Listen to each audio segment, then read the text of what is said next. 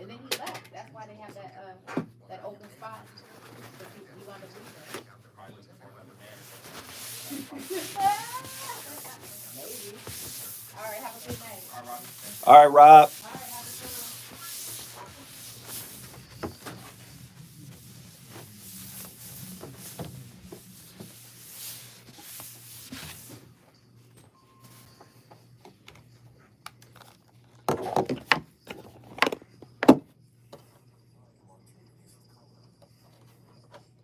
Everyday people with the resources to survive and thrive and highlight frontline crime justice crusaders of color. This year, KBLA Talk Today will be bringing insightful interviews on all of our shows to help raise your climate IQ. Supported this year, Yeah. climate and various communities throughout the city with food, fun, and forward-thinking conversations. Thanks to partners like LA Metro, Caltrans, the Sierra Club, the California Community Foundation, the California Endowment, AQMD, MWT, and more. You'll also be hearing more about a couple of national town halls broadcasting live from Los Angeles to which you will be invited. And we'll be rolling out a robust social media campaign. What up, y'all? On platforms Hey, hey, hey. Everybody hit that like button. What's happening? What's happening? What's happening? What's happening? Soon as you tap in, in our fight for climate hit that justice. like button. Let's share it. About the community means caring Share the video. Let's do the best we can to get as many people involved. if we care enough. Maybe you put it on your Facebook. Hey, so I'm calling your show, cause I need to know. Show me which way to go before I throw my man out the door. Okay, hold on a second, Keisha. Just let me ask Ronald exactly what's going on because it takes two to tango, and I need to hear his side of the story.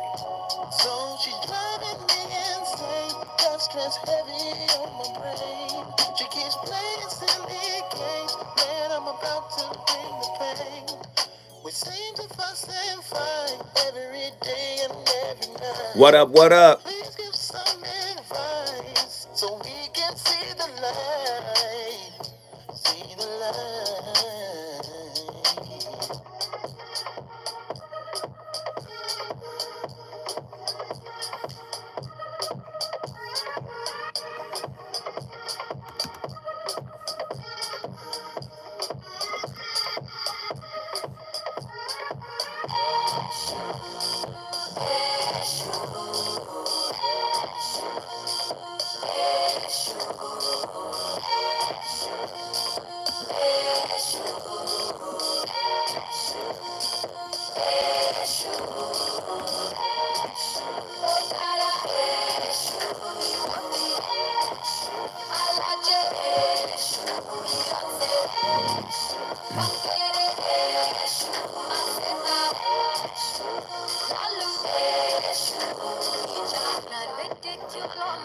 The messenger for Omila, dwelling at the crossroads on the woman here.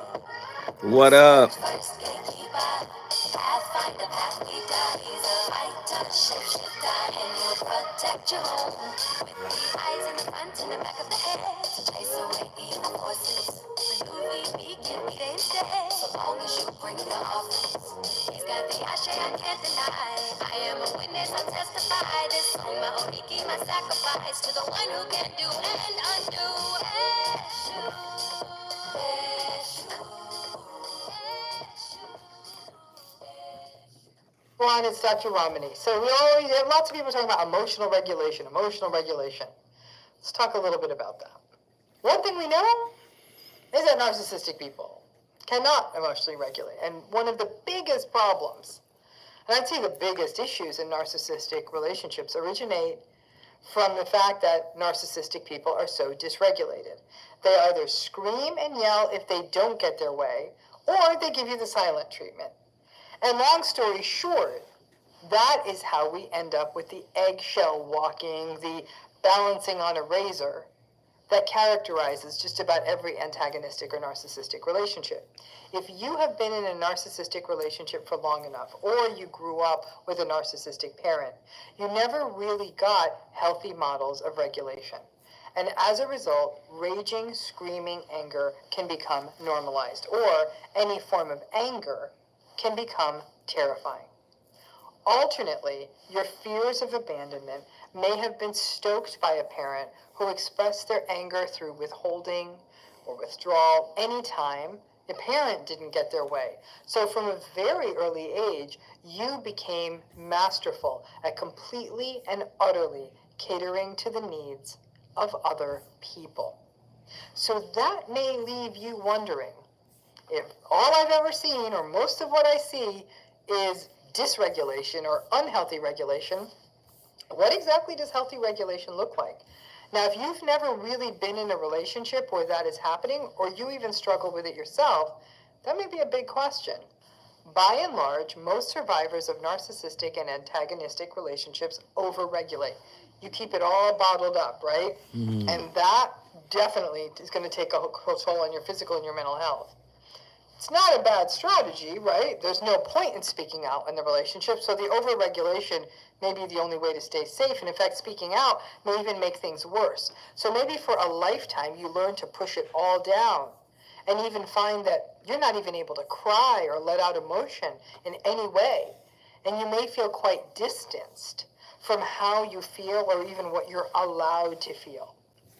But that, again, begs the question of what this video is about. What exactly then qualifies as healthy regulation? Here are some thoughts on that. In a person who is healthily regulated, you actually express the emotion appropriately. You give yourself permission to identify the emotion and to respond to it. Maybe you'll cry if you're sad. Take a break and maybe some time to work to yourself to work through some anger. Laughing when you're happy and you're able to articulate the emotion. I feel really angry right now. And then articulate what you need. Like, I just need a minute to sit with this. Though, gotta keep this in mind. Just because you regulate and express the emotion, it doesn't mean that the other person you're with will either hear it right or cooperate. But whether you do it alone or with someone else or in a place where you can share it, you name it, you express it, you feel it, you process it.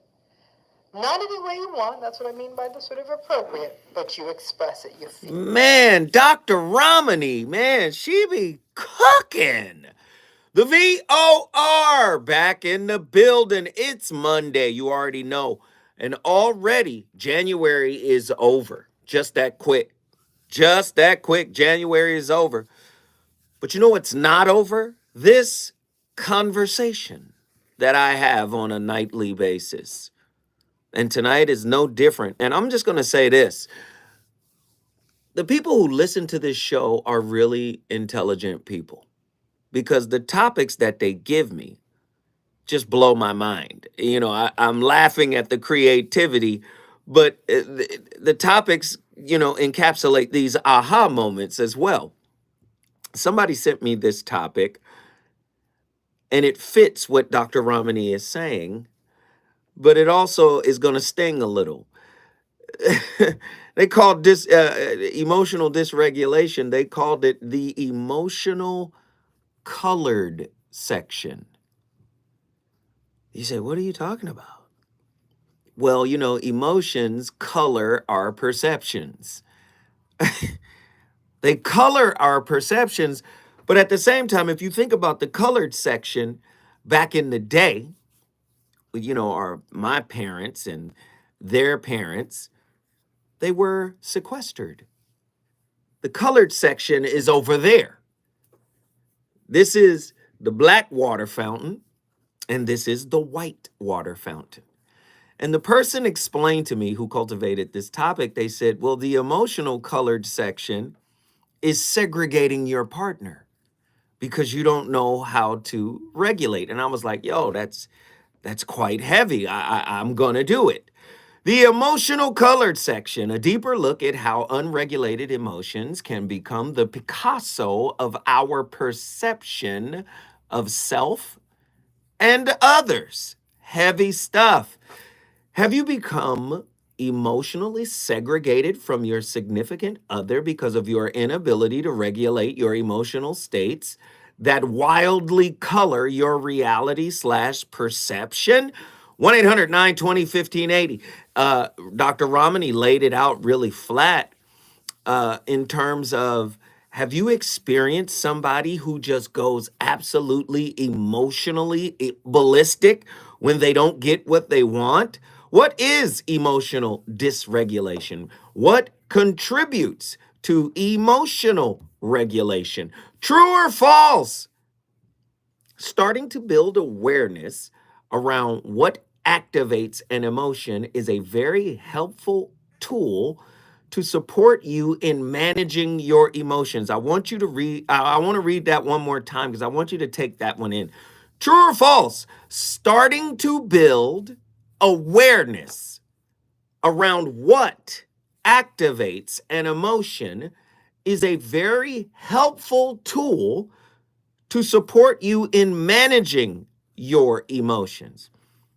How many of you guys have really met and dated or married somebody who is an exceedingly good manager of their emotions? I want to know, how many of you guys found somebody who was emotionally mature, who had a high emotional IQ? Some people think a high emotional IQ is being able to feel everything. And although that is very important, managing those feelings is as important, right? How do you examine, right? How do unexamined emotions shape our understanding of self and our partner? In what ways can unchecked emotional states distort our perception of reality? The reality of ourselves, the reality of our partner, the reality of the relationship. I'm very interested to know, what roles does emotional intelligence play in maintaining healthy relationships? And does anybody really know their emotional IQ? I'm interested to know. As you know, this is a non-judgmental space. And of course, I want everybody to call in from all over the world, all over the country, and especially right here on the home turf, Los Angeles. Get to your phone lines. The number to dial is 1-800-920-1580. Please keep in mind, non-judgmental space. I want to hear everybody's opinion. You guys are teaching me by joining the conversation. And again, it's a conversation, not a monologue. Please call me, 1-800-920-1580. When I come forward, the VOR is going to get this meal cooked. The reasons that we fear our feelings will disappear. You're listening to the voice of reason with Zoe Williams on KBLA Talk 1580. Got me a damn girl on my team. At KBLA Talk 1580.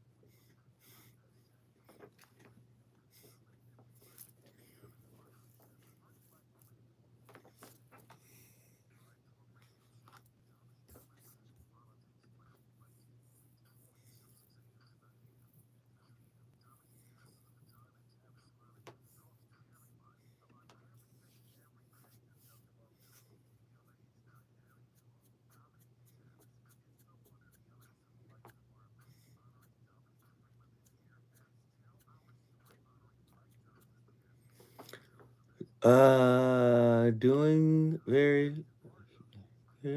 extremely well. How are you feeling this lovely evening? Hey, everybody, please hit the like button. We got people coming in and coming out, people flowing in, flowing out. Everybody hit the like button. I want people to call in. I want people to talk to me tonight, okay? All right, let's get this show rolling, rolling, rolling. Today's Monday show was so dope. I'm mad I couldn't listen in fully because I had students to tutor. It was a good show, right?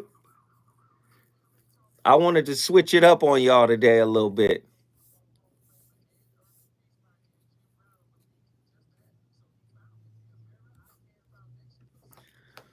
Right? Who's calling in?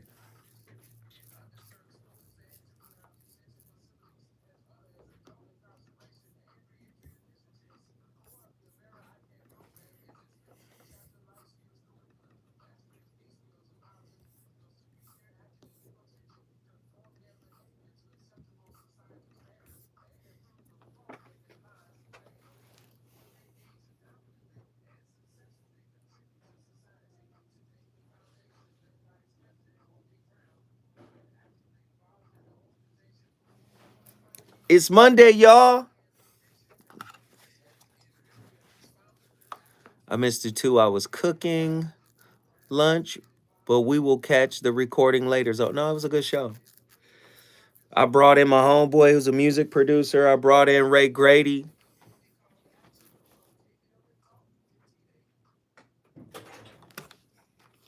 I think we're getting close. Oh, I want y'all to listen to my playlist. I've got a new Jack Herrera. You guys familiar with Jack Herrera, right? Are y'all familiar with Jack Herrera? The John B group I told you guys about? We got a new Jack Herrera song coming up now.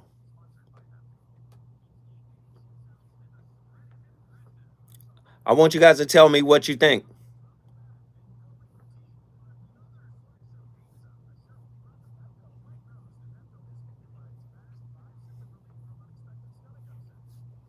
Yep.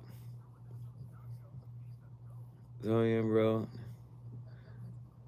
My son, yeah, he's on fire. He cooking. He balling. Proud of him.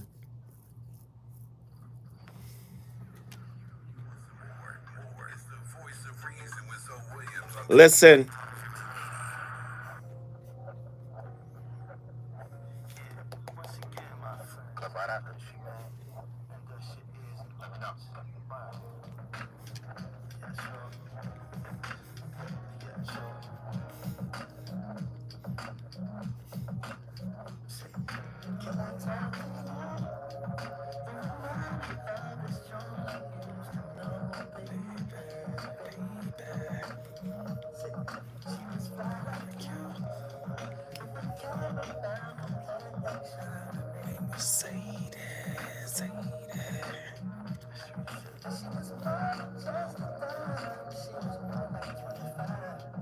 She was a special lady.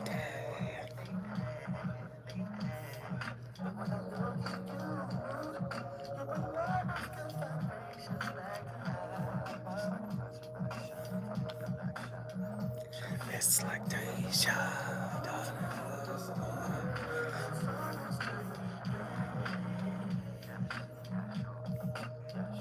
Feels like Deja.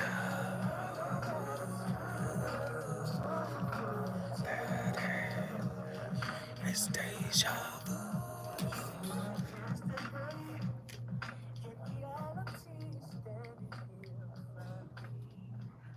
Some people will encourage you to feel your feelings and explore your feelings and trust your feelings. But when you have PTSD from childhood and you get emotionally dysregulated, this is the dirty secret. Feeling your feelings is like not always a good thing. You're not supposed to say that, right? But sometimes your feelings are more like a horrible house guest who makes a big mess and refuses to leave. Or it's like they're like a tornado. They're just like spinning around, wrecking everything. You don't want that. With complex PTSD, what is often a symptom is emotional dysregulation. Feelings are out of control. They're coming out in bursts, they're out of proportion to what's going on, or they're coming at an inappropriate time, like crying at work, or having an angry outburst at a customer service representative on the phone. Have you ever done that? It also refers to going flat emotionally, and this happens sometimes too. A big spike in feeling and then nothing. But either way, when your feelings are dysregulated, you end up saying things and doing things that just overwhelm you further, that actually create new trauma that makes your situation even harder. It can be a vicious circle. One example could be having an argument with your partner, okay? Let's say something makes you angry and they forgot that you had plans to have dinner or something. And you go to meet them, you're at the restaurant, and they never show up. They don't answer their phone.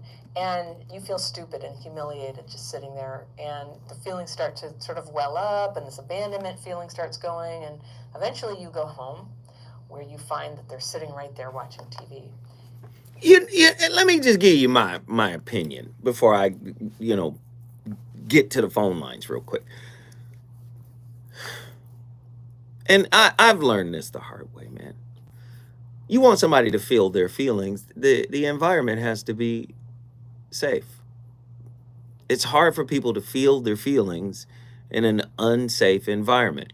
Because feeling the feelings is actually feeling whatever that feeling is. It could be pain, it could be frustration, it could be like it could be abandonment. And then when you start thinking of the attachment wounds, there's an associative pain that goes with those wounds as well.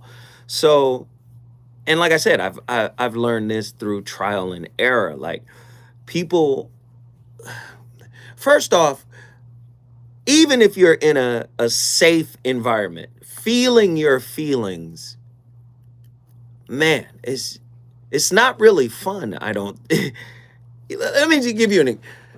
If I have a feeling like, my girl is with somebody else, right? I'm gonna get this feeling in my stomach. I'm gonna feel this rush of heat over my body. I'm gonna feel it, right? Now, we've been taught to run away from uncomfortable feelings. Don't feel it. Suppress it. And as the young lady was saying in the clip prior, the 1 hour prior to me coming on, she was saying sometimes it's just not good to feel them. But Romney spoke on over-regulation of feelings, and to the point where you push them down so far that now you're kind of like a robot and you're not feeling anything. On tonight's topic, we're going to get deep into it. In intimate relationships, our emotions play a significant role in shaping our perception of ourselves and our partner. However, when emotions remain unchecked and unregulated, they can create a metaphorical colored section that segregates us from our significant others. On tonight's show, we aim to delve into the impact of unchecked emotional states on our perception, drawing parallels between this experience and the struggles faced by African Americans living in segregation during the 60s. Additionally, we will integrate the insights of Dr. David R. Hawkins' work on emotional regulation in his book, Letting Go, The Pathway of Surrender. Emotional segregation and perception. Unchecked emotional states can distort our perception of reality, thus the colored section. We allow our emotions to color. You've heard rose-colored glasses. We're looking through the lens of the past or unhealed wounds. This is what makes it a colored section, right? I just wanted to give, context to why this show is called that. Just as African Americans were confined to the colored section during segregation, our emotions can confine us to a limited perspective, hindering our ability to truly connect with our significant others. Emotional segregation arises when we fail to regulate our emotions, allowing them to color our perception of ourselves and of our partner. Now, what is the impact of that on self-perception? When emotions run unchecked, they can become the Picasso of our self-perception, right? I've always said this about emotions. Emotions are like seasonings in soul food. Big Mama knew exactly when she said in her recipe, a pinch, get a pinch of this and a couple of pinches of that. She just knew by feel how to season something to where it wasn't over seasoned, but it was seasoned correctly. Emotions are like that too. Too many emotions can over season the relationship, if you're following the metaphor, right? Now, I really want to know how you guys deal with overly emotional people or people who lack emotion. Are you in a relationship with someone who doesn't know how to regulate their emotions? Or are you in a relationship, or do you attract people who tend to over-regulate their emotions to where you don't know where you stand with them? You don't know how they feel because they keep their feelings so close to the vest, you don't even know. I want to know, who do you attract typically in your relationships? We're going to get into it. The voice of reason is on fire. We got Sean from Oakland, California. Sean, get in here. Hey, brother. So, who do I attract in the emotional thing? The first thing, as I'd say, is being someone in a long relationship, is that yes, you need to be serious issues. There's financial. There's all the stuff that takes us into a very stressful area. You know, I've been in pretty much, I want to say every stressful area, but I've been in a lot of them. And so you got to try to balance that with being a little youthful and having fun. Because when you have negative, and we've talked about this before, when you have some negative energy, and that energy only takes like one sentence from one or the other in the relationship. And I'm talking about husband, wife, or boyfriend, girlfriend, or all the other options. I'm just saying, whoever brings that negative in at a certain point, all of a sudden, you know, the tone changes, right? Mm-hmm. And then you have to take tons of time to mitigate those changes. So my advice is that you try to keep it as positive as possible, but you're taking the bull by the horns on any problem you have and talk about it all the way through. Make sure you're listening. Make sure you don't cut people off. Make sure you know you're giving them respect, and that way you can work through these difficult times. But some youthful engagement and some comedy and some fun is always good, as long as you tell the other person you're talking to, look, I've got to my point. I'm just trying to have some fun here. Let's work through this. Great points. We appreciate it. As always, Sean, guess what you just did? Thanks, brother. I'm bringing Town in the building. Town business in the building. If you want to bring your city in the building, you know the deal. All you got to do is call me, 1-800-920-1580. When I come forward, more from the VOR. If you need me, I'll be there tonight.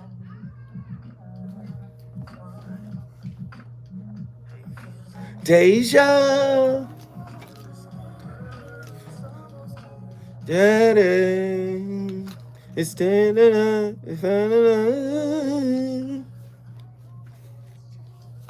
That's a great record. Hey, what y'all think about that Jack Herrera record? What y'all think about that Jack Herrera record? Hey, listen. Listen, I have absolutely no callers. Do we have to go 30 minutes? I have absolutely no callers. Do you guys understand the topic? Do I need to break the topic down more? Let's get the phone lines cracking. That's Zoe, that's Shelly. Hey, how are you? Closing your door so we can talk. Okay, no worries.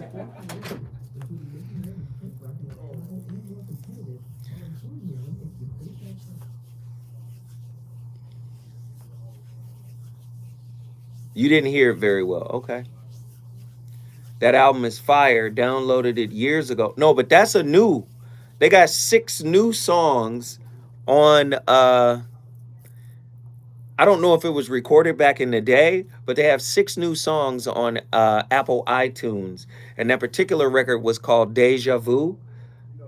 And I'm like, yo, if you guys recorded this back in the day, this is a fire track. I don't even know if it's a new piece, brand new, but I peeped it out and it was nice.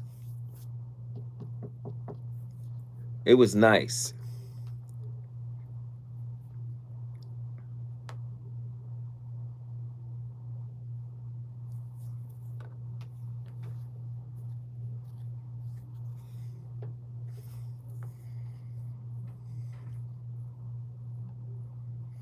I need to type some responses so I can keep my train of thought. I love it.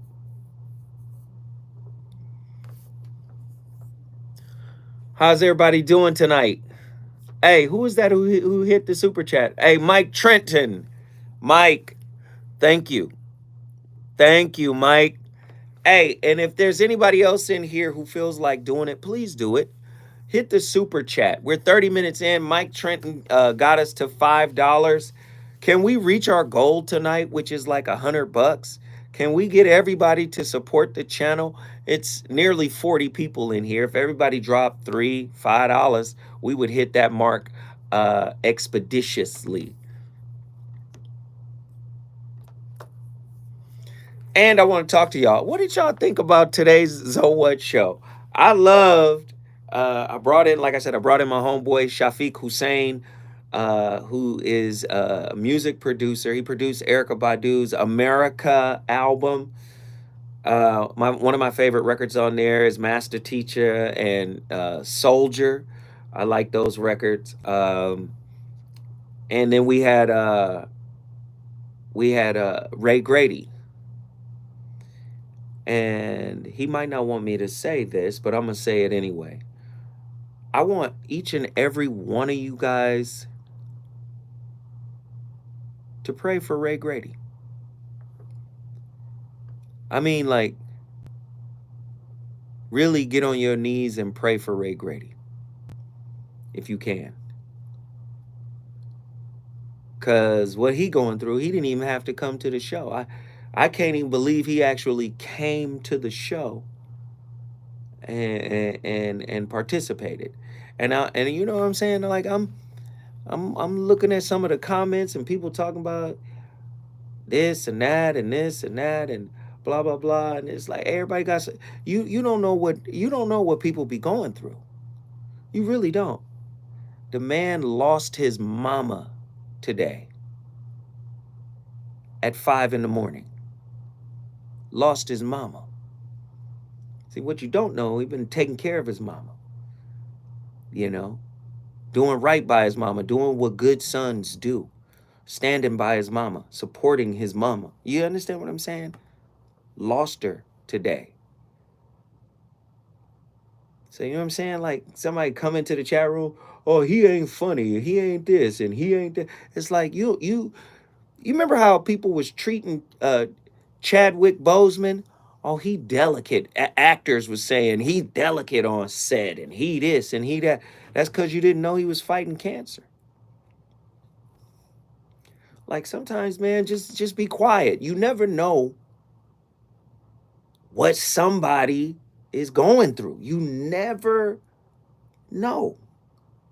But everybody in this society got an opinion about something. Everybody got something to say about somebody. And it's like, sometimes, man, it's just best to be quiet. You know what I'm saying? So everybody, man, send some love to Ray.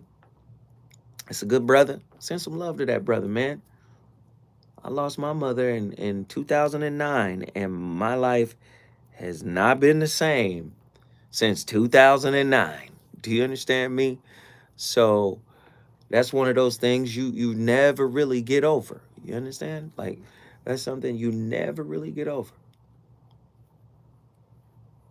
You know, so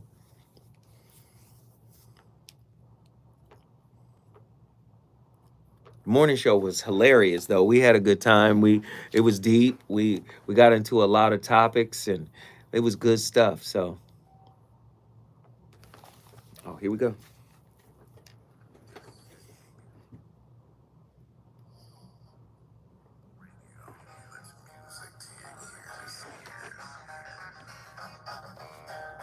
We're unapologetically progressive.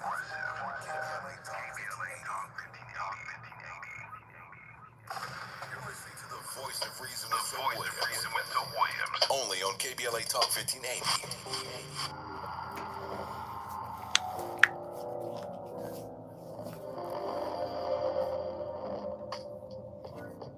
Clip after the drop. Just had a fight with my mama over something trivial told her. We rarely have confrontation, and in the past it really was bold. So I think she get it from my mama.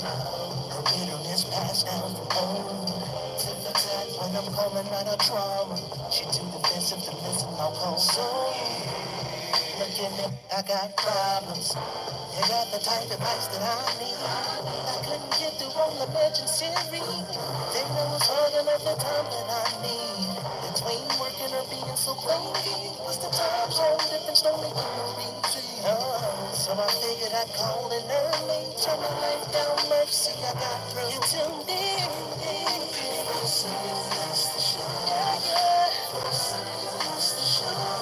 So just lay back your mind. So yeah. Everybody tuning in the zone.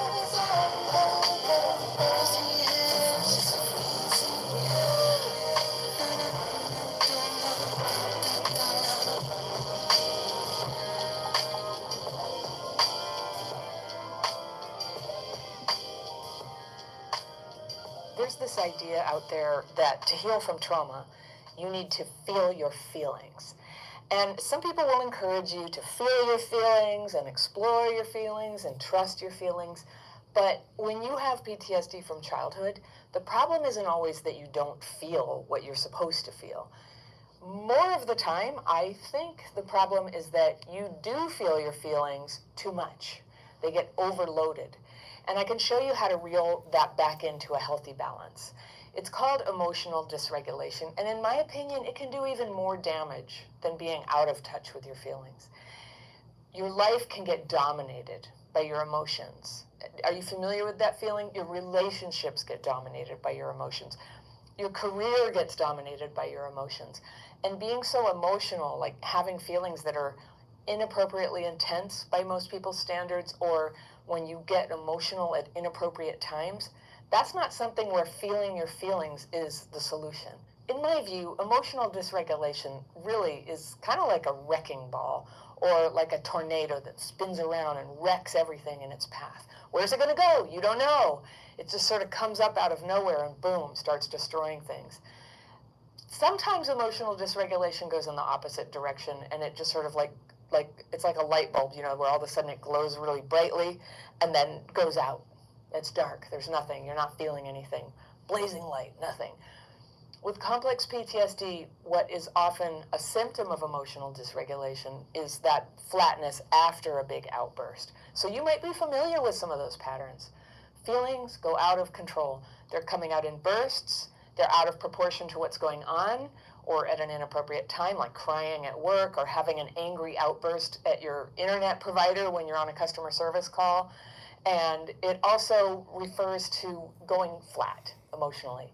So it's dysregulated. It's just like not kind of in the middle area that would be appropriate or normal or comfortable for human communication. So big spikes, nothing. But either way, when you're feeling... Wow. Sheesh. How many of you have been in a relationship with someone like that? And maybe they didn't know that they had complex childhood PTSD. Maybe they didn't know that. Maybe they haven't been diagnosed, right? Maybe they don't have complex childhood PTSD. Maybe they just don't know how to feel their feelings. Maybe they don't know how to regulate their feelings. Just as African Americans were marginalized and devalued during segregation, unregulated emotions can devalue our self-worth and create a sense of isolation. The inability to regulate emotions can result in low self-esteem, self-doubt, and a fragmented sense of identity. The impact of perception, or the impact on perception of your significant others, is palpable as well. Unchecked emotional states can impact our perception of our significant others, just as segregation, perpetuated stereotypes, and biases. Unregulated emotions can lead to biased interpretations of our partner's actions and intentions. We may even project our own emotional states onto them, distorting their true essence. This can lead to misunderstanding, conflicts, and a breakdown of trust within a relationship. This is heavy stuff tonight. 1-800-920-1580. I know you like the way I'm blending those two together. Are you suffering from the emotional colored section. Somebody has you in isolation because they can't regulate their emotions, and their emotions are coloring their perception of you, themselves, and the relationship. We got callers. Let's get them all on the line. Who's been on the longest? Nazarene X, Atlanta, Georgia. Get in here. What up, man? What's up, brother? Ain't nothing. I suppose God wanted me to say love, but he wouldn't. But white supremacy made the color session, right? Of course. Come on. Come on. Well, we might as well stay out of line when it comes to all of these hormones we dealing with, because people that have grown up, it's like, you know, everybody hit puberty to an extent. I blame it on the safe sex campaign. Just hear me out. Uh-oh. If Let's you hear it. have hormonal problems, it leads to your emotional or perceived ability to regulate one's emotion at any given moment because of your hormones. Like, again, if you're out of balance biologically or energetically, however you want to call it. Again, I'm not no doctor, I'm not diagnosing nothing, but I know Dr. Sabi one. When it came to ridding your body of mucus, I also say stress. So again, the leading, what you call it, molecule, shout out to our brother, molecular compound here, that women are scared to be juices. You feel me? So it's just your God. I hear you. Goddess. I'm listening. You feel me? Go ahead, So brother. like, when you're open to yourself for the first time, again, you'll usually blame your feelings when you're not taking responsibility for your fullness at that moment. So That's wait how a we minute, learn, though. Nazarene, are you saying your diet and what you eat and what you're physically taking in can also adversely affect your emotional states? Talk to me. No question, food for thought. That's why we call these mental gems, etc. Mm-hmm. Everything is like not necessarily acronym, but then we have, I suppose you have to be called into the seat or the driver's seat of your own life at some point. Because I think as we experience emotions, it's like we can tell people about what's going on, or people that go to therapy and all of that. You can tell a counselor or what have you. You have a memory bank, right? So, yeah, you have trauma. Even your Akashic records, things that are passed down genetically, you're going to respond a certain way simply because you're a new being out here, period. So it is your task and responsibility to regulate self. You got emotions, you got thoughts, which are like the gateway drug to your emotions. But you're the security person, this and the third. You know, I don't want to be too taboo, but for the sake of, like, how Brother Sean was just talking about in terms of having fun, I'm like, not my mama biscuits. Who got the yen is like, there's certain bodies out here that naturally are going to draw you into that environment. So for the sake of how hunger can make you hear hunger pains, right? Hunger pains can really make somebody go crazy. Right? So I've seen it. I've seen it. Listen, Nazarene, have you been in a car with your woman and y'all done ordered something from a fast food spot or something, and you get the food and then you pull off and you 2 miles from you pull right into the driveway and she been in the bag all the time and said, wait a minute, they done forgot the whoop-de-whoop. We going back. We not going back. We going upstairs. That's what we doing. We not going. No, they got to get this right. You understand what I'm saying? So I've always, you know what I'm saying? I've always tripped off of that. I guess food will make you emotional, I guess. But check, like, in that dynamic as well, you know how people, they say they hangry. Like, that's a thing. Like, you know what I'm saying? You don't blame the fact that you just a hungry individual for the, you know what I'm saying? Like, any type of outburst. It's one thing if y'all can still make it to the crib peacefully.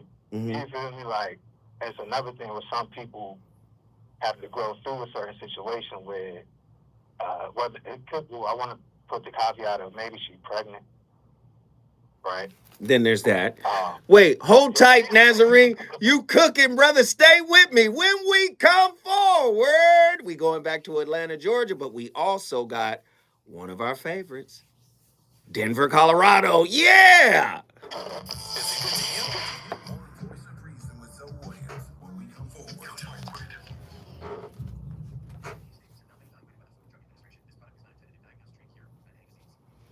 What up, y'all?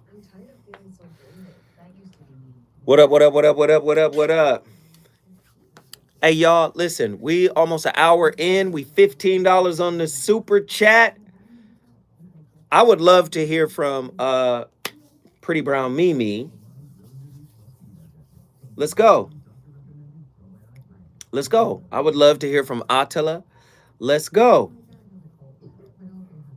Attila, have you put your significant other in the colored section, the emotional colored section?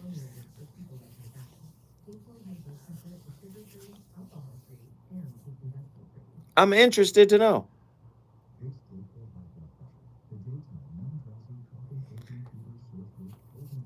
I'm interested to know. Hey, Mike Trenton, thank you. That's why I want you to talk about it. Childhood PTSD? Come on. I know you got something for me. You are well educated on this particular subject. You done read books. You done seen these kids. Come on, you a teacher? Oh, both those super chats came from Mike Trenton. Oh, there we go. Tommy Hooks. Good Game Mondays. Y'all know y'all get 2 shows on Mondays. Hey, thank you, Tommy. We appreciate it, man. You just took us to $35. We appreciate that. So have you put your partner in the colored section? Yes, I think my emotions. No. Mine is a different colored section. Mine is a thought colored section. Like, it's not emotions. It's more how I perceive and intellectualize and connect the dots. Like, oh, this looked like that. You know, I'll put you in that kind of colored section. Definitely. But now that I'm asking your question, answering your questions, Pretty Brown Mimi, I expect to hear from you today. True Monger on the 5 spot. You took us to $40, brother. I appreciate it. True Measy. Hey, where is Nikki from the SIP? I already know, man. They getting hit with crazy weather.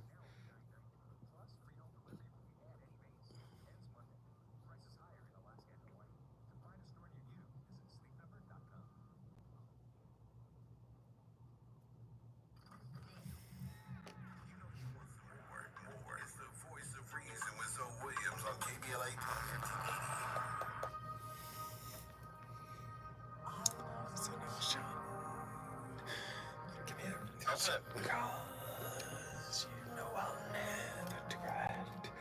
I'll never goodbye.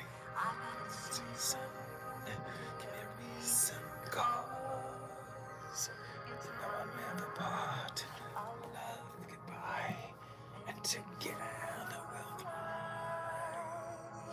I'll give you my heart.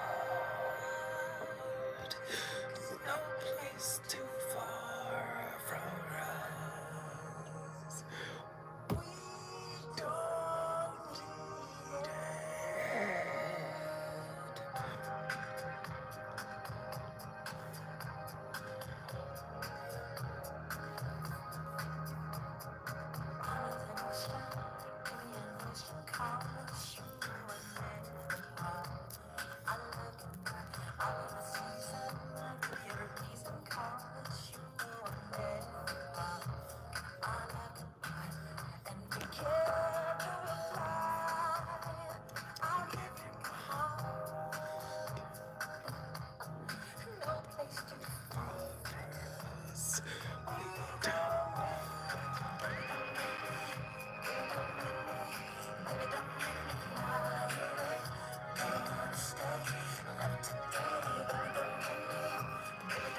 Ladies and gentlemen, legendary MJ.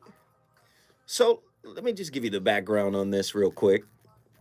This was during the Bad album. This song didn't make the album for clear reasons. That beat is whack. Okay? Now, I love Michael Jackson. I'm sorry.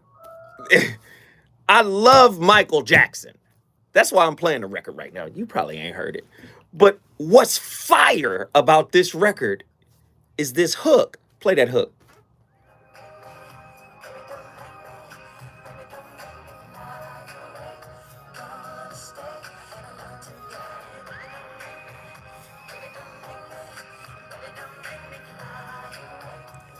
Woo! My playlist is my co-host, man. You know what I do. Hey, listen. Tonight's topic is very heavy, man. The emotional colored section. You know, has your emotional dysregulation sequestered your partner within your relationship? It's very heavy stuff. And I know a lot of people say, wait a minute, the colored section. Yes. Like African Americans suffered in the 60s through segregation. We think segregation can only happen via racism. It also can happen via emotional dysregulation. When we don't regulate our emotions and we let them go wild, they can color our perception of ourselves as well as our perception of our partner, as well as our perception of the relationship itself. Unchecked emotional states also impact our perception of us, our partner, just as segregation perpetuated stereotypes and biases. Unregulated emotions can lead to biased interpretations of our partner's actions and intentions. We may project our own emotional states onto them, distorting their true essence. Did this not happen to us before? Right? This can lead to misunderstandings, conflicts, and breakdown of trust within relationships. Very heavy stuff. And then if you guys know I have a book called The Relationship Dismount: How to Stick the Landing When Exiting a Toxic Relationship. When you're emotionally dysregulated, you could do something called emotional hijacking. Emotional hijacking can happen when we feel attacked, threatened, or fearful. It takes a little time, patience, and self-control to resist making a knee-jerk reaction driven by the emotional centers in the old part of the brain where the limbic system is connected. To give time for the rational part of the brain, the frontal lobe, to engage and guide a measured response. If you have to outrun a menacing bear, right? An immediate endorphin, adrenaline-fueled flight or fight response is a good thing that carries you out of harm's way. But a reflexive flight or fight response in a relationship is an impediment to open communication and the kind of accountability that leads to growth, change, and forgiveness. Let me be the first to admit that I have struggled with my temper. I have struggled with my sarcasm, condescension, and arrogance. I have struggled with my inflexibility in terms of my beliefs. I have struggled mightily, and and my relationships have suffered for it. I have to forgive myself for these past failings, and I have to be self-aware and accountable for future manifestations of these struggles. Ideally, we would completely work through such struggles before we tried to get back in a relationship. This is an excerpt from my 2015 book, The Relationship Dismount: How to Stick the Landing When Exiting a Toxic Relationship. So these are this type of show. I want you guys to be aware. This type of show, they're not teaching this in school. Right? You don't learn how to regulate your emotions. Where's that class? Right? Typically, there's no relationship class in school. There's no class in school that teaches you how to recognize your attachment style that you got from your home. your communication style that you inherited from your home. There's no class for that. So again, typically we figure out where we are emotionally, where we are communicatively by trial and error. It's a heavy thing to do.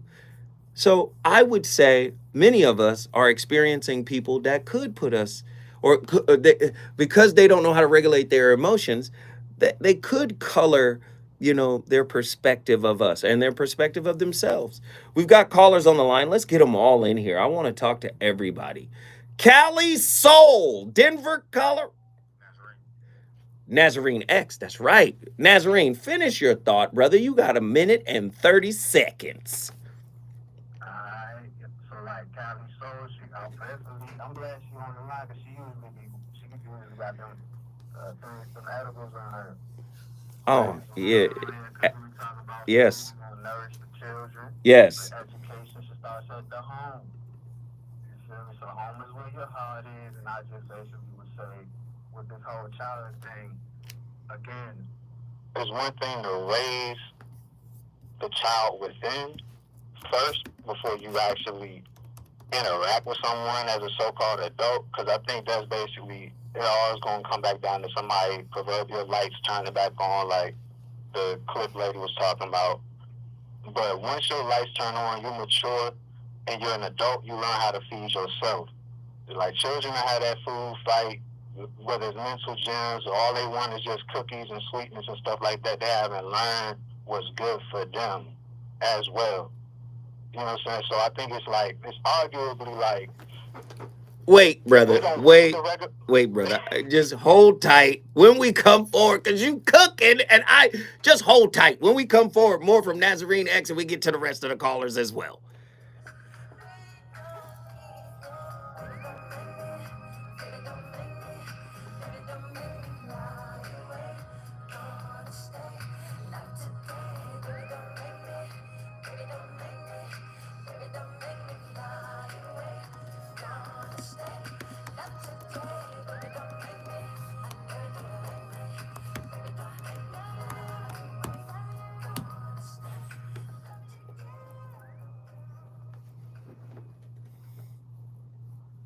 KBLA 1580 Santa Monica. I'm Amber Payton. Here's the latest on the Black Information Network. Maryland Governor Wes Moore's 2025 budget proposal he unveiled last week includes funding for renovations to Harbor Place and for demolition of vacant housing in Baltimore. Another Baltimore initiative included in his budget blueprint is money for a Department of Juvenile Services program that launched last year in Baltimore City and Baltimore County. I think this is a good show. The emotional colored section. Wow. You know I don't give a damn. I'm going to push the envelope.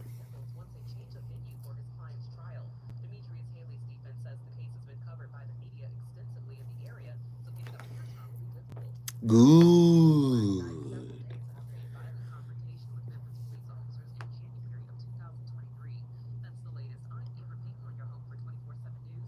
What up, my peoples? Y'all good?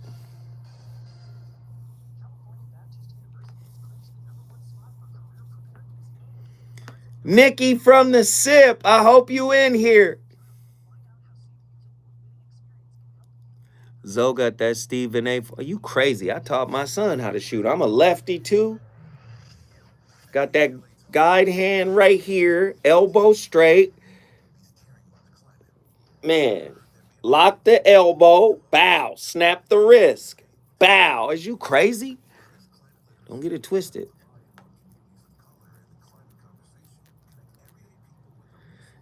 That's what you're here to do. Attila, you're supposed to address the elephant in the room.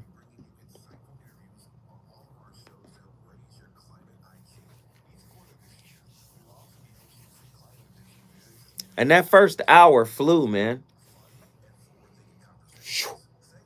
And I taught my daughter how to shoot, boy. See, my daughter got started in basketball late, but she made the varsity basketball team. And I was concerned. Her brother made her play basketball because he was a senior, she was a freshman. He was like, you got to play hoop, you got to play hoop. Got her on the team. She was on JV or whatever. And then I think by her senior year, she was on varsity. And I remember some of her first games, man. I just I just love seeing her play. Cause what's crazy is she was hella athletic. So she was D'ing motherfuckers up. But once she got her shot under her feet, got her feet under her shot, I remember her in one game, she made like 8 threes in a row. This shit was crazy. It was dope. She just got started too late.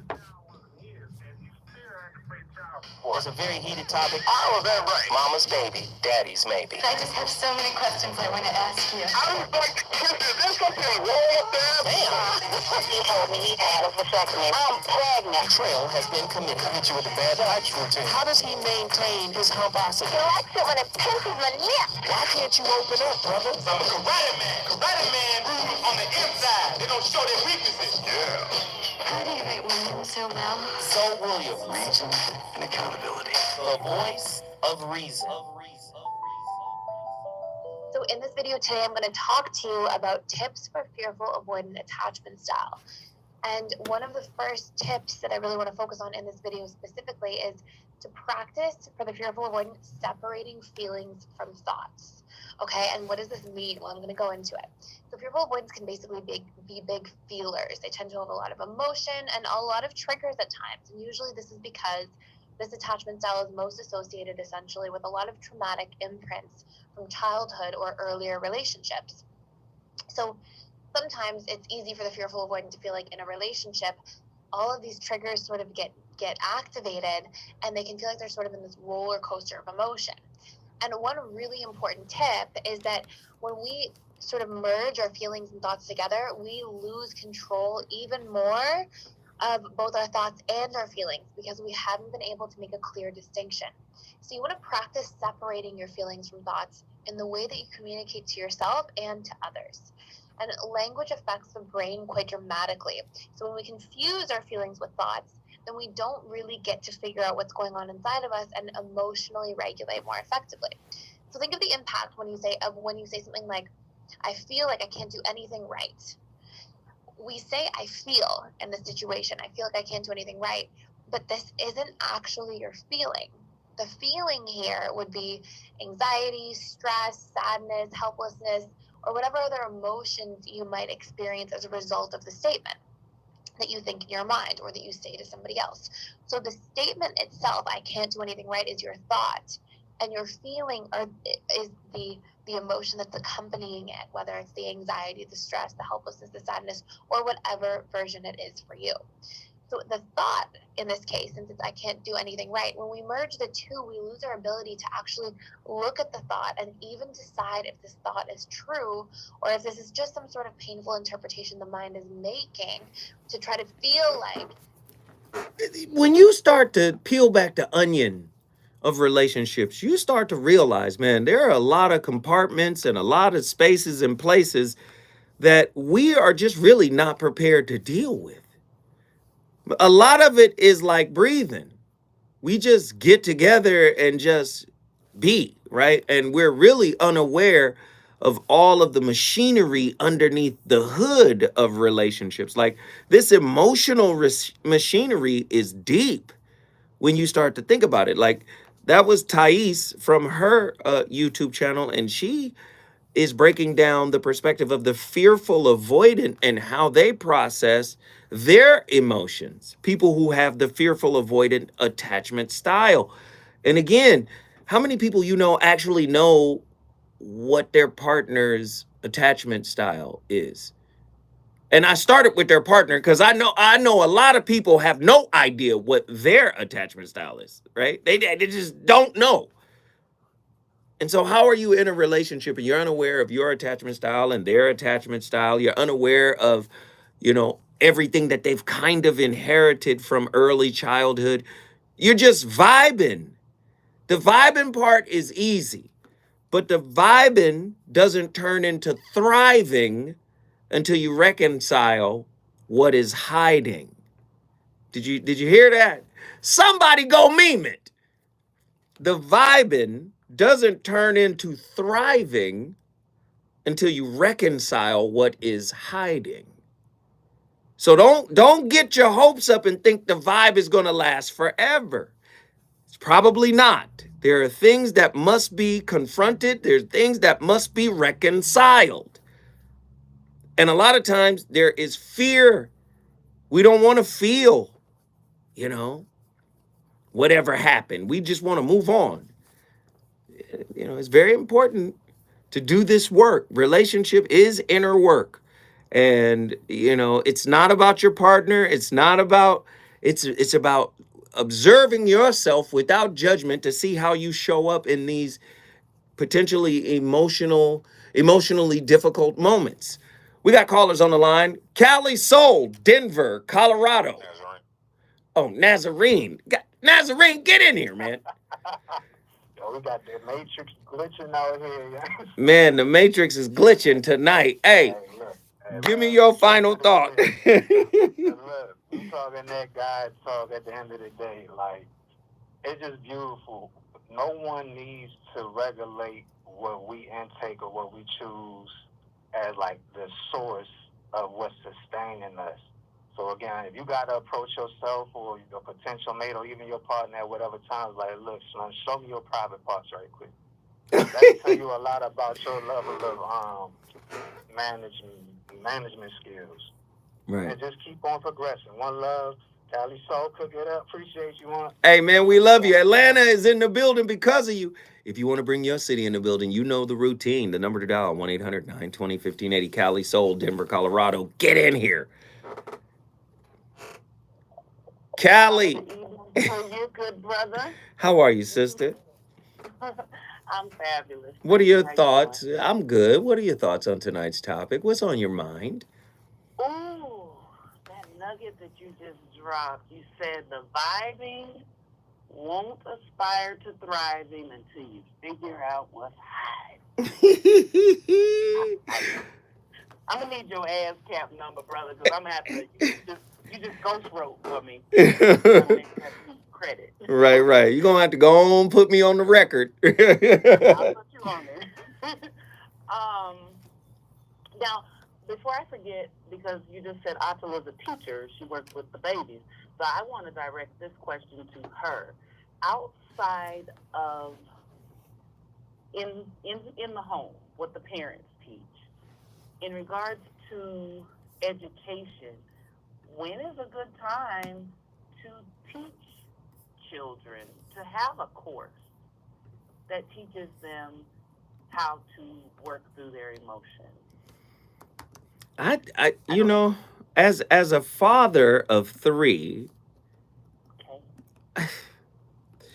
you know what? And I'm just happy that I started this relationship journey in terms of studying it seriously. I'm just glad I started it when they were young, because I recognized after reading all of these books and studying all this stuff, I said, hey, man, you cannot shut them down. I remember having a conversation with their mother because she's old school a little bit. And I was like, yo, these two are Sagittarius. You cannot shut down how they want to express. Now, I know a Sagittarius child wants to just pop off. I said, but you can't shut them down. You got to let them speak. And I said, now give them the rules on how to speak, but do not impede their ability to express themselves to you. Because if you do that, they're going to shut down and they're not going to talk to you. And they're going to find somebody outside of the home to talk to you. I said, you just have to give them the rules of how to engage. And so as my oldest son, started to grow, I can remember him at Auburn. And, as a young man, 18, 19, and he was like, he would call and he would be going off. And I would be busy. And in my mind, I'm saying, say, dog, who you talking to? Because he's older now. I don't see him as a baby anymore. I'm kind of like, Boy, who you talking to? Boy, you better watch your tone and your delivery. And then one day he reminded me, he was like, man, you remember when we was young, you said I get to express myself. And I said, yeah, but you ain't young no more. Now watch your tone and your delivery. He said, listen, Dad, you are the only person I can vent my frustrations to. He said, I can't talk crazy to the coach because of the mistreatment. I can't, you know what I'm saying? He was like, man, it's a lot of pressure. He was like, please allow me to vent. And that came from his childhood because I used to let him vent. Let me get it off your chest. So that actually disarmed me, and I was able to go, oh man, you calling me for help. Okay, let me have it. Do you see? But I think it starts early. I don't think it's a course in class. Now it should be at some point because kids spend as much time in school as they do at home. So I think some of those beliefs and concepts should be reinforced in school the same way they are laid down at home. What are your thoughts? I think you on your, what, you about to write your 5th book right now? Oh, wait till you guys get a whiff of this one. Well, go on ahead and start writing the notes down for the 6th one. You might need to write that book. People need that guidance. You talking about for the kids. But yeah, Yes, I think the key is you never shut them down. Yeah. The shutdown is gonna harm them. You never shut them down. Now you can correct them in love. You can say, hey, you know, that's not the way you say it, but here's a better way to say it. Consider this way. You might get more out of it if you say it this way. I think if you say, hey, who, you know, you like, if you like bang on them, they're gonna disconnect and go inside. And I think that's problematic, especially in adult relationships. Okay. Well, thank you for answering that question. And now I'll talk to you for a bit. Talk to me. If you'll allow me. Yes. So I'm glad that you brought up attachment styles because I think you were the one that introduced me to attachment styles. And I didn't know until I read the book that I'm absolutely avoidant, even passive. Here we go. So I didn't even realize it, right? Because I didn't even have the knowledge in my lexicon to know what attachment styles were. But for the longest, I was attracting avoidant men. So I would be running toward what was running away from me, which is avoidant men. So fast forward to today, my partner now is secure attached. Which is good, yeah. Attachment style, which is good for me. And when I find myself in them moments of thinking about monkey branching, or as they call it, that bigger, better deal, I think of the contrast. And it's like, do you really want to go back to people who don't know how to emote themselves? Let me ask you, are you sure he is secure? Because typically dismissive avoidants attract anxious preoccupied. And I'm not saying absolutely all the time. You could very well be with a securely attached person, but typically dismissive avoidants attract anxious preoccupied. So talk to me. No, I would say that he's secure, and I know that he is because he keeps me very grounded when I get into that avoidant space. That's good. He brings me back like, hey, remember, you know, and I think you were talking about that a couple of weeks ago, people bringing up your past. And I called in and I said, what if the person is bringing it up to help you grow? That's what he does. When he sees me shutting down, he's like, come on. And it's funny because I got tough skin, but if I didn't, maybe like 7 years prior, I would just completely run. But he's like, come on, avoid it. Come on. And let me just say, you might be diet avoidant. You might not be full-fledged avoidant. You might have some aspartame or saccharin in your avoidant. Because typically avoidants don't like that.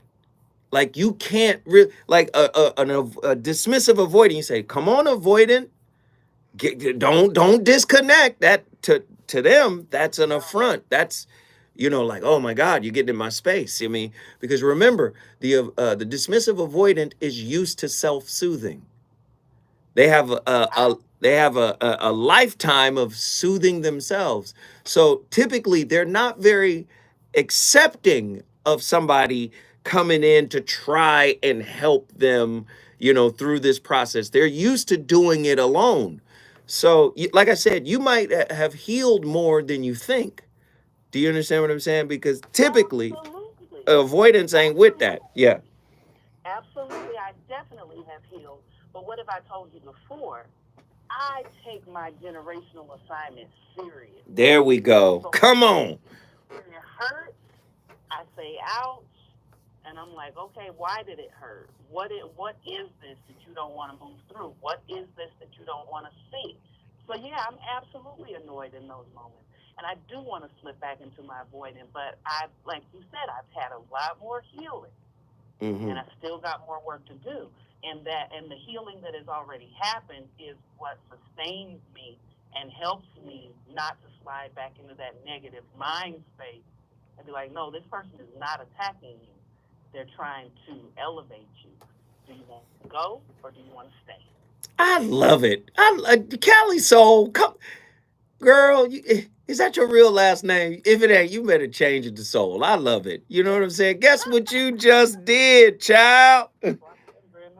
Denver, Colorado is on the board. If you want to bring your city in the building, all you got to do is call me at 1-800-920-1580. When we come forward, we got Texas in the building heavy. Let's get it.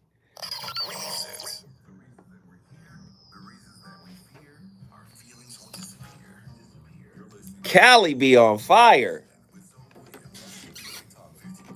Attila, you up next. Yo, what up?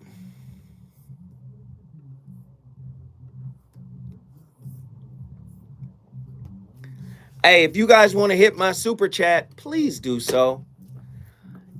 Listen, if you hit my super chat, it comes directly to me. I ain't got to go through YouTube. If you guys want to hit my super chat, show your love, man. I appreciate whatever twos and fews y'all can put on it. Again, what do you guys think about tonight's topic? I'm having a good time. I think it's quite interesting. Uh-oh.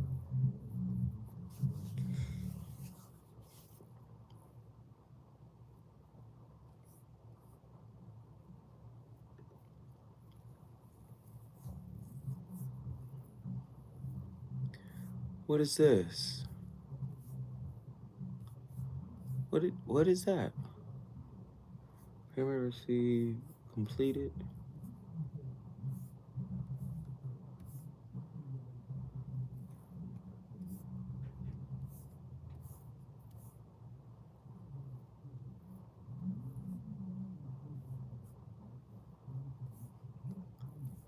Oh, shit. Man. Thank you. Thank you, Lasha. Thank you. Thank you. I appreciate it. Thank you. Yo, let me just tell y'all. A. Britt Atwater.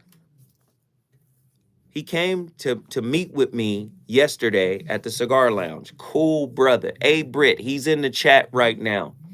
He bought $1,000 worth of books yesterday for me to resell to you guys at $10 a book. He said, man, I ain't gonna take all of these books. He says, sell them back to the people at a discounted rate. $10 a book. All right. The only thing else you have to pay for is shipping and handling, which is $13. So he basically took 50% off your book. Your book is $23 now. if you want to get the Shrouded Lighthouse, now's the time to do it. I think we have 17 copies left. Oh, thank you, Callie. Thank you.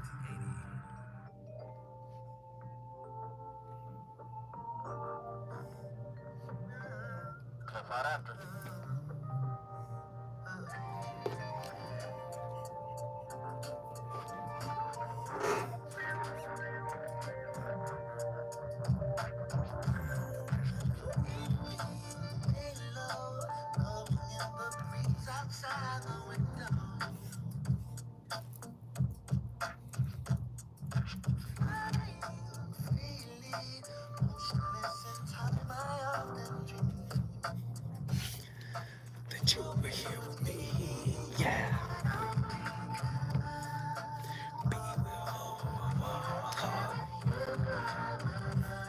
Baby, if I could be with you, you know I really would. Think about the times we lay by the willow tree. It's hard to say day after day. Without you here, it's not the same. The way we planned it, hard to understand.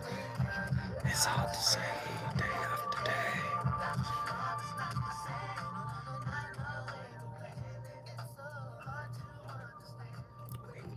You grew up neglected, hurt by your parents, not heard, not seen. Chances are good that when you're under stress, you get emotionally dysregulated. Now, this means your nervous system reacts to stressors with extra strong emotions. When most people would be hurt, you're devastated. When you fall in love, it feels enormous. And getting angry, unfortunately, for the people who love you can turn into rage. Emotional dysregulation is not exclusive to childhood PTSD, but it's a very common and very destructive symptom. And perhaps more than any other trauma symptom, it ruins relationships and kills dreams. But the good news is that healing is possible. My letter today is from a woman I'll call Penny, and she writes, "Hi, Anna.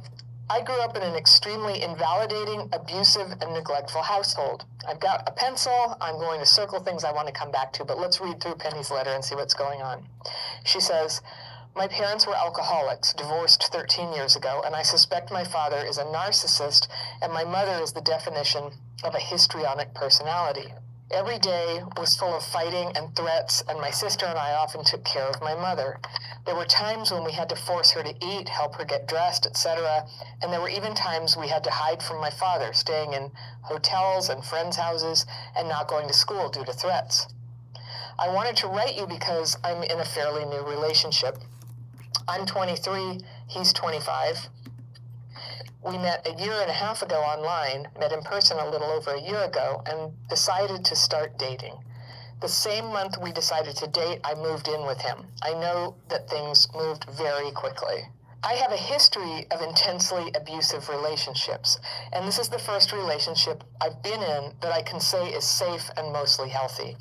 I feel like I'm incredibly toxic and hurtful to him when anything happens that I am not ready for, something unexpected or plans changing.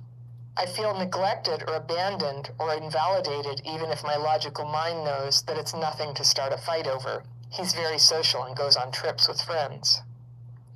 We try our best to have open and healthy conversations, but this can only happen after I've had time and space. And listen to me, guys. Do you know that your body records all of this? You see all the examples of abuse? The type of father, the narcissistic father, the histrionic mother. Do you know your body is recording? Get Babette Rothschild's The Body Remembers book.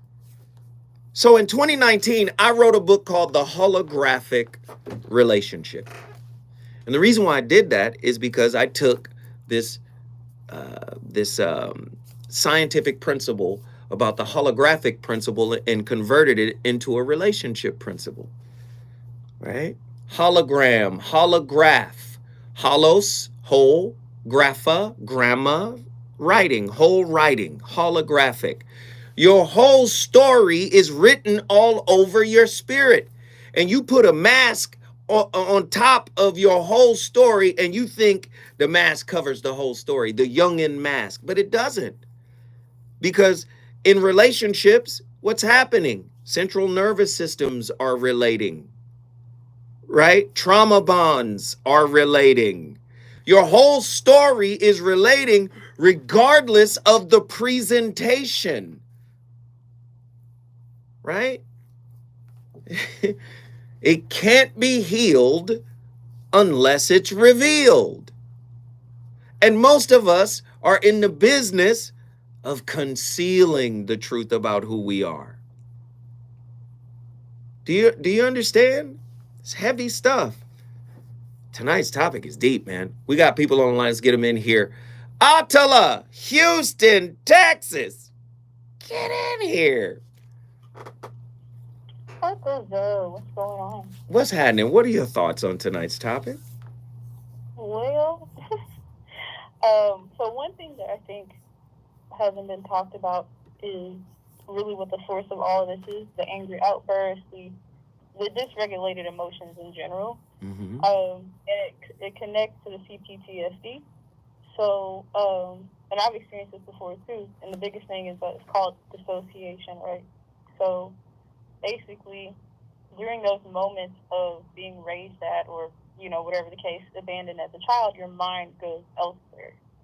You hear it, like even Tyler Perry, I think, brought that up once when he was talking about his trauma as a child. And so it's actually pretty common.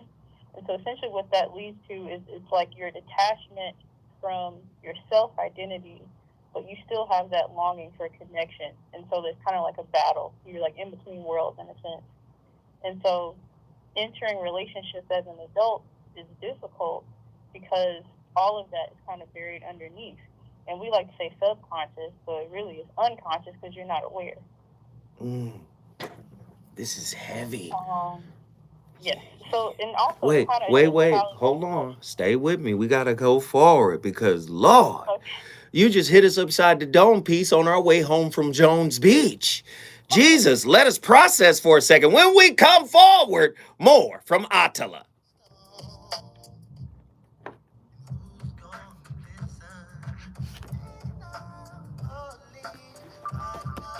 I get no reply, so I look up to the sky. Oh, be there with you. I would, baby, if I could be with you, I really would. He's on fire tonight. It's the voice of reason with Zoe Williams. Exclusively on Yo, it's fire. Nah, you good. You good.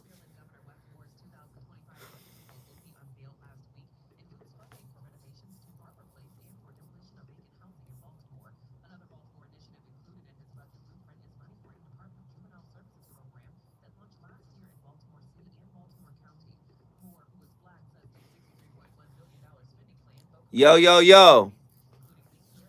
Yo, yo, yo. Where my people at? Where my people at? We need 2 more callers. Can I get y'all in here? What's up, peoples? What do you guys think about tonight's topic? Who was the last person during the... Hey, Andy.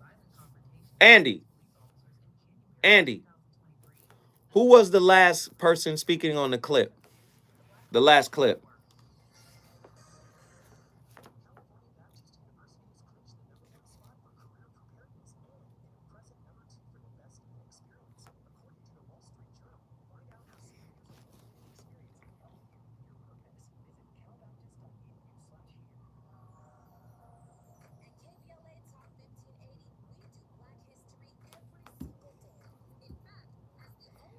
No profanity.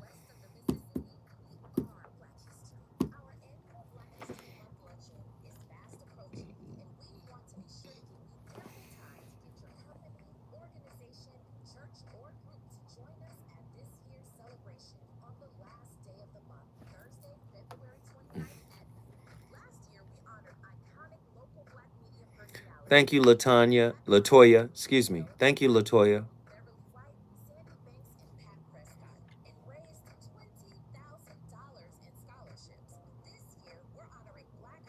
Yes, it's a radio show. No profanity. No profanity.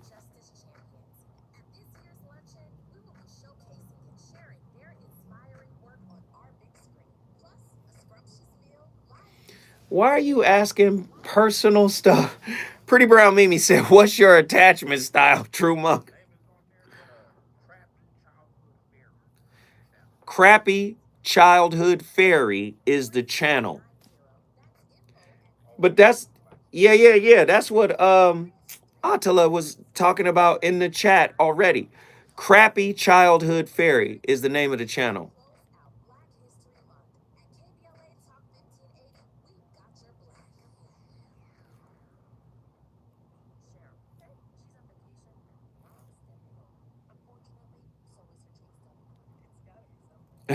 Depends on my mood. Ah, that's funny.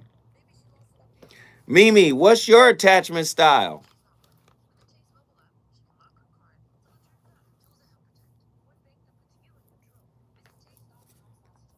Would you tell us, Mimi?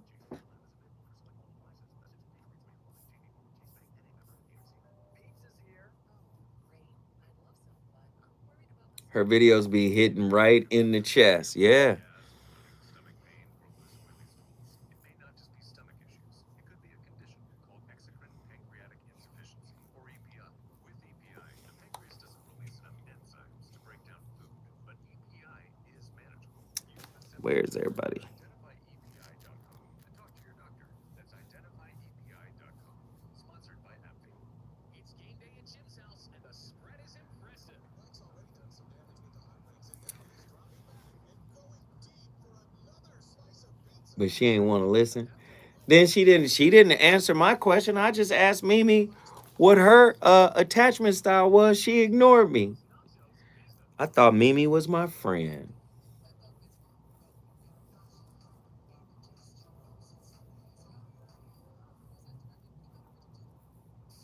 Okay, Latoya, y'all a little wild. My attachment style could be a combo.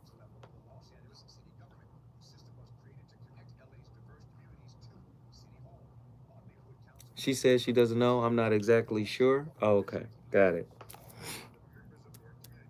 Well, if you don't know your attachment style, what good is knowing somebody else's attachment style?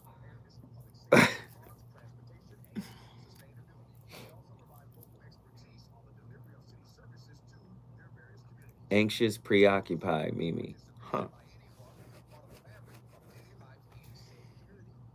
Research it for sure, yeah.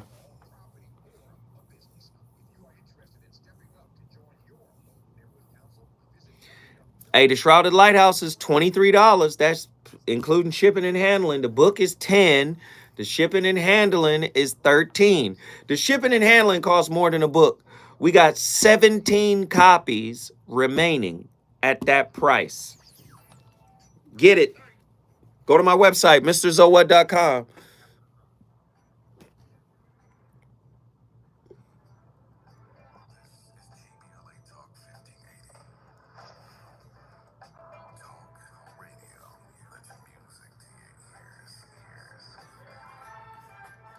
I believe you. We're unapologetically progressive. KBLA Talk 1580. You're listening to the voice of reason with Zoe Williams. Only on KBLA Talk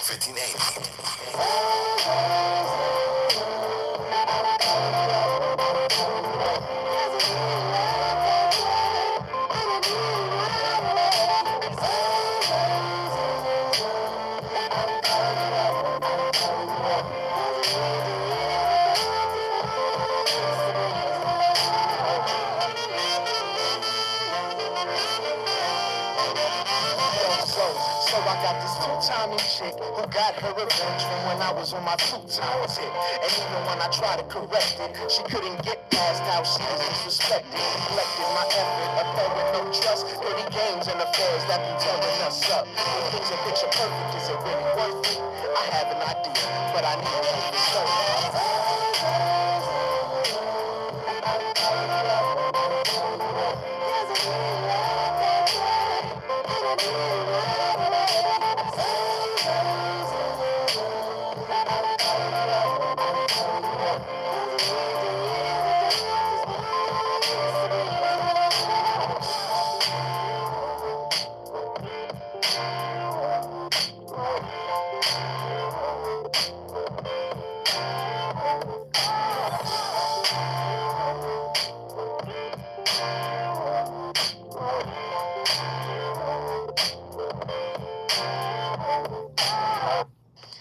probably noticed that although everyone gets older, not everyone develops into an emotionally mature adult. Some people remain on limited levels of emotional maturity. And you can recognize an emotionally immature person by their lack of sensitivity and empathy, which, by the way, they're not aware of. From their perspective, you're the one being too sensitive, and they'll make you feel inadequate and unimportant. They are very self-preoccupied. They always find a way of steering the conversation back to themselves. They are afraid of emotions and getting close to someone. At the same time, they crave attention and praise. They are hyper-focused on everything physical and lack awareness of anything emotional. They don't question themselves, they are inauthentic, and they see the world from a very subjective viewpoint. Meaning if you bring facts to them, they just bounce right off of them. They don't consider facts or other people's perspective. This emotional immaturity makes them incapable of being emotionally responsive to others and establishing a close emotional connection. And if we don't factor this into our relationships with them, we will continue to get hurt by their insensitivity. And yeah, it can be hard to accept the fact that someone isn't emotionally mature enough to reciprocate in certain ways, especially if that person is in some way in a superior position.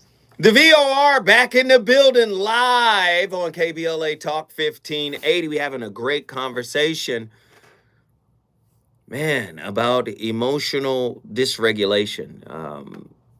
Emotional dysregulation symptoms, intense emotional reactions compared to the situation that triggered them, not being able to calm down, having negative thoughts, feeling out of control, difficulty coping in a healthy way, severe depression, disordered eating, conflicted personal relationships, feeling confused by emotions, anxiety, substance abuse, self-harm behaviors and thoughts, high risk sexual behaviors, high conflict relationships.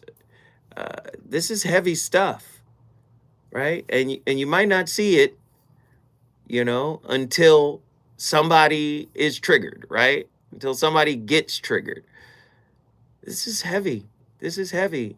And I ask people all the time, like, if you don't have a grasp on who you are, at least start asking some better questions to the person you're dealing with so you can figure out who they are. Because typically who they are is who you attract. Overly intense emotions, impulsive behavior, lack of emotional awareness, trouble making decisions, inability to manage behaviors, avoids difficult emotions.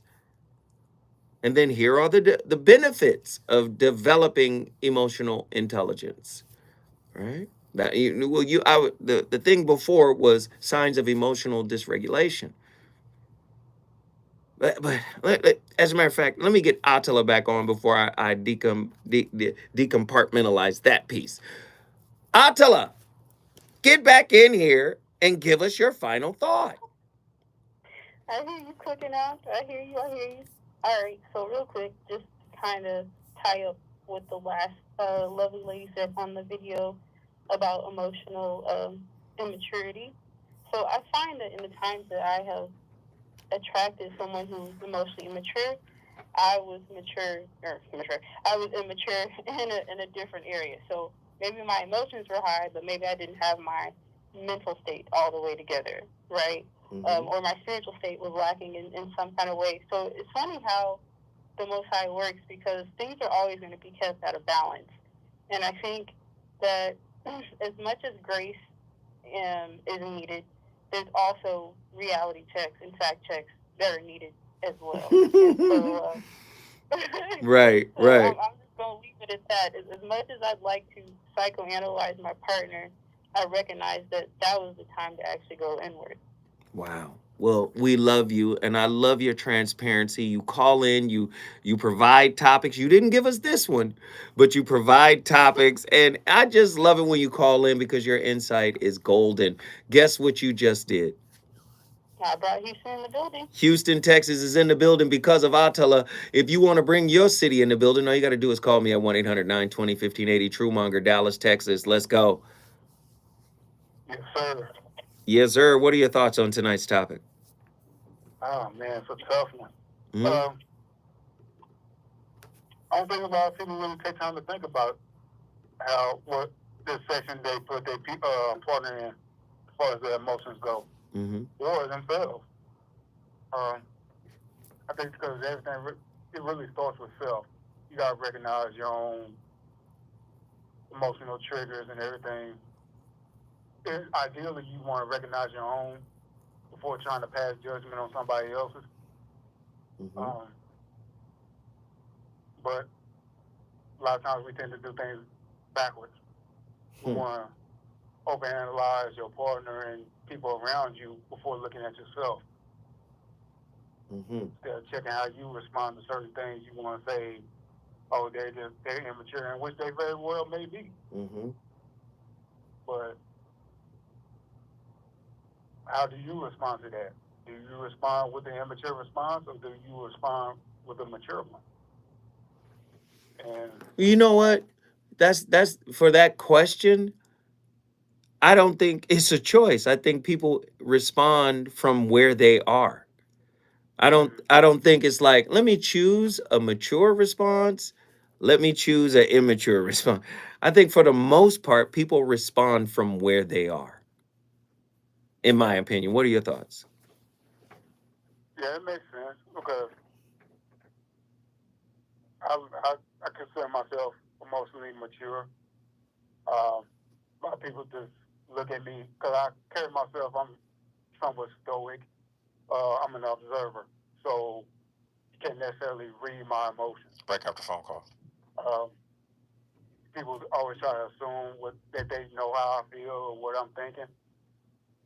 I don't usually give it away unless I need to, because I'm too busy observing the people around me, so I can know how to act accordingly. But I'll put people in certain sections just because of their lack of maturity at that particular time. I don't completely dismiss them, but if I notice that it's a pattern and it continues and you don't address it yourself after it's been brought to your attention, and you simply don't care about that, I won't completely cut you off, but I'm just going about my business. If I see you at the grocery store, I'm gonna say hi. Is that what it is? True. Maybe. You might get a look and you might get the deuces and I'll just keep going. It all depends on my connection with that person. Right. Yeah. You know. Yeah, because I'm sure I've been put in the emotional code section with some folks because I respond to certain things. Because I'm not overly emotional. I'm in control of my emotions more often than not. Because I know how I can get when I'm not in control of it. And it's not a good thing, depending on what the situation is. He said it's not a good thing. Oh, true. Hey, as always, brother, I appreciate your insight. I appreciate your transparency. Thank you so much for calling in. Guess what you just did? Dallas in the building. Dallas, Texas is in the building. If you want to bring your city in the building, you know the routine. Call me, 1-800-920-1580. When I come forward, hey, guess where I'm going? I'm going to San Francisco. Is it good to you?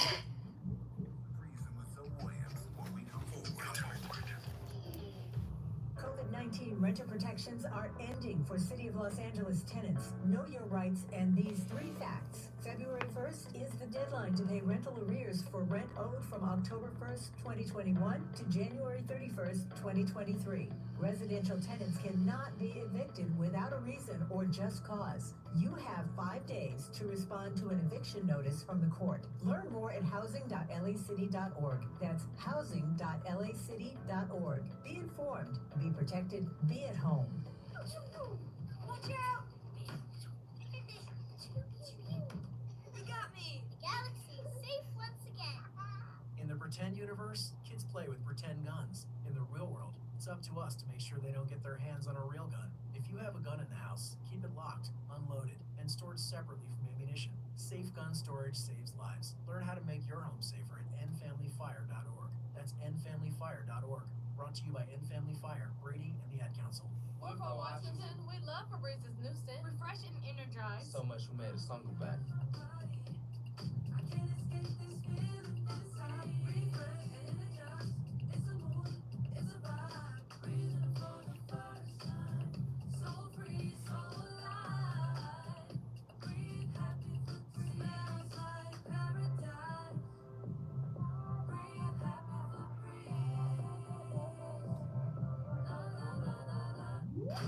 Linking social justice and climate justice all year long. We're unapologetically progressive. KBLA Talk 1580. KBLA Talk 1580. We've got a lot to talk about.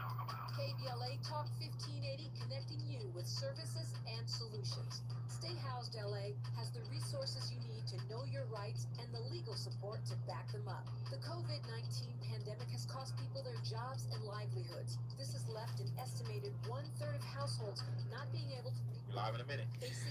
Hey, and you know what? Britt Atwater, what's funny is I get the clips and I send them to Andy. And then I be trying to get Andy to tell me who they were because I no longer have them. But once Andy plays them, he drops them. He dumps them. So then he doesn't have them. So don't think I'm ignoring you, brother, because I'm trying to figure out like a better system to where at least I write down my clips. Because normally I get the clip, then I send it to Andy. So I don't want you to feel like I'm ignoring you in any way, shape, or form, brother. Stay connected to Stay Housed LA for updates. Listen more at stayhousedla.org. That's stayhousedla.org. Or call their hotline at 213-694-0040. We've got your black with a community call to action from KBLA Talk 1580. You know you want some more. It's the voice of reason with Zoe Williams on KBLA Talk 1580.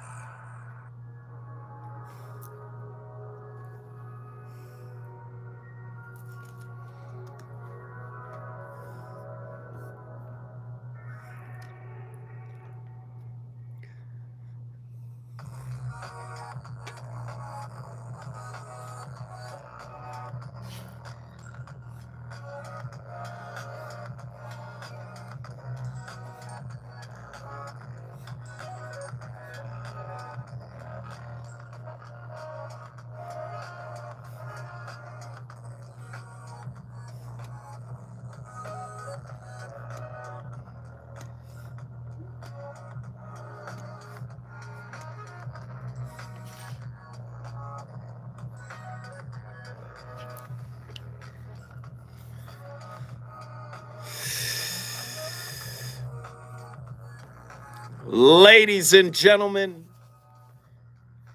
the voice of reason is such a vibe, man. Just take that in. Just float with that. We're live on KBLA Talk 1580. And you know my playlist is absolutely my co-host, man. This is the Responders, First Responders. That's the name of the track. And the group is called Dinner Party. The name of the track is First Responders, man. Such a vibe, man. Especially for tonight's topic because it's heavy. You know, emotions are an integral part of the human experience. shaping our understanding of ourselves and influencing our relationships. However, when emotions remain unchecked and unregulated, they can become the Picasso of our perception, distorting our reality and impacting our interactions with others.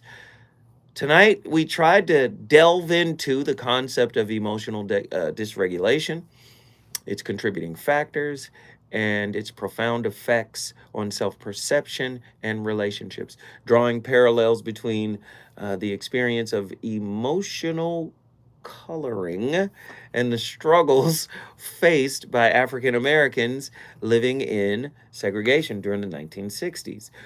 And we're also adding in, of course, Dr. David R. Hawking's work from his book, Letting Go, the pathway of surrender.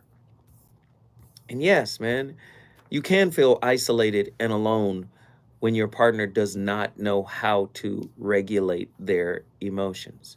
Emotional intelligence is an integral part of healthy relationships. Emotional intelligence plays a vital role in maintaining healthy relationships. It involves the ability to recognize, understand, and manage our own emotions, as well as empathize with the emotions of our significant other, right? Individuals with high emotional intelligence can navigate conflicts effectively, communicate assertively, and build strong interpersonal connections based on empathy and understanding. And there's some give and take there. Um, you know, relationships are not for the faint of heart. I want you guys to understand that. Let's get my brother in here, Rhett from San Francisco. What up, Rhett? Brother Zoe, it's been a while since we talked. How you making out, man? Man, I'm hanging in there, brother. I'm hanging in there. How are you? Like you, man, I'm hanging in there. I've been listening, though I haven't been calling. I know the other day you said you were going through your own personal hell, and brother, I am feeling something similar, but I had to call today.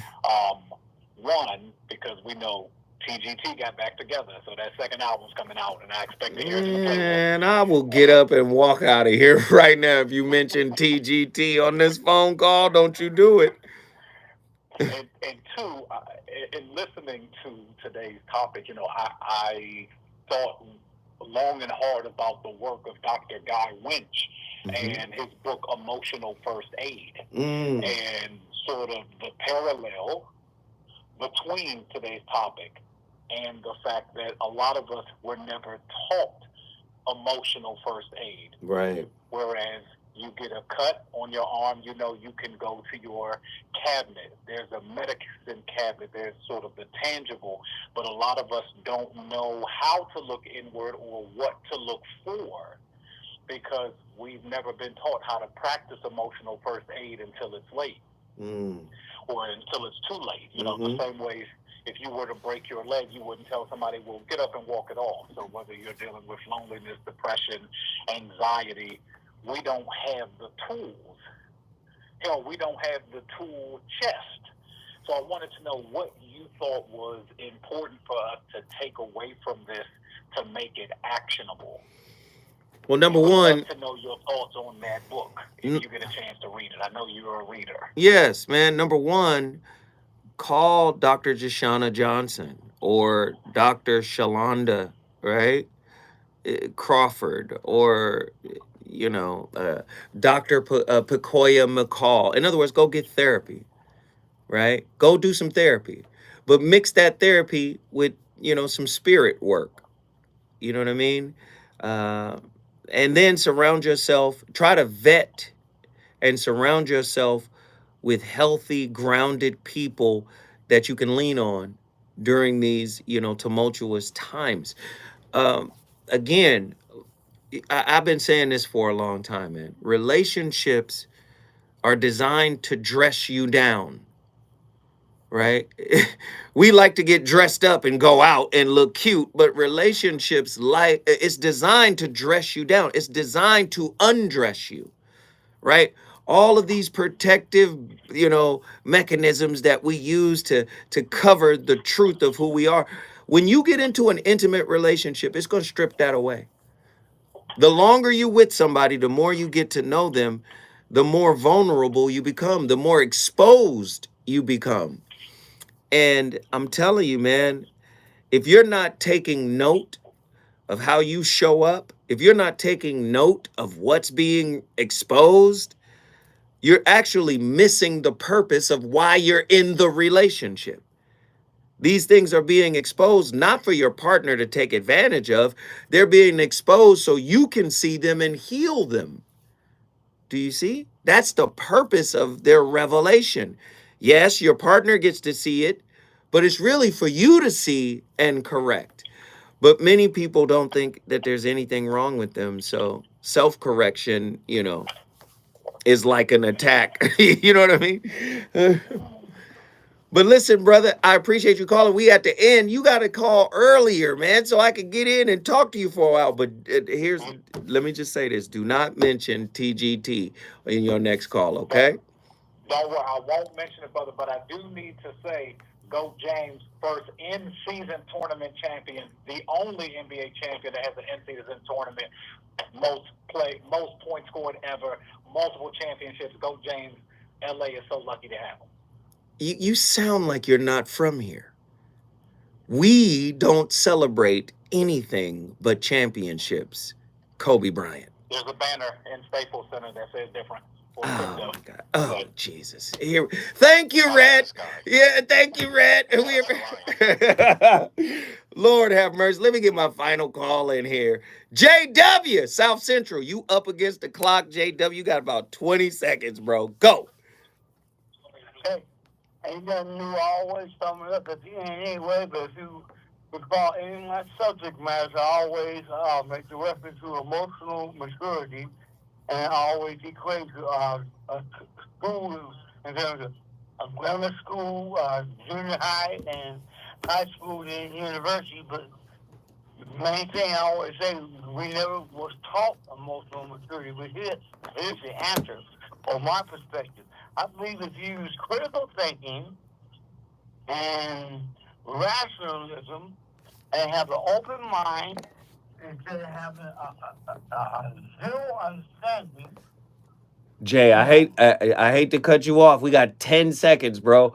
But I appreciate you. Call me tomorrow, and I'll bring you back in so you can finish your thought. You already know. Up next, Jill Monroe. You already know. RSVP with Jill Monroe. When we come forward, a new VOR tomorrow.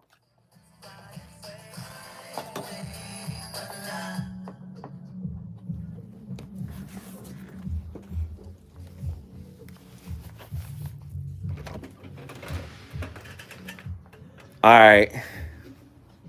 Thank you, guys. Appreciate y'all. I'll holler at y'all tomorrow. On to the next one.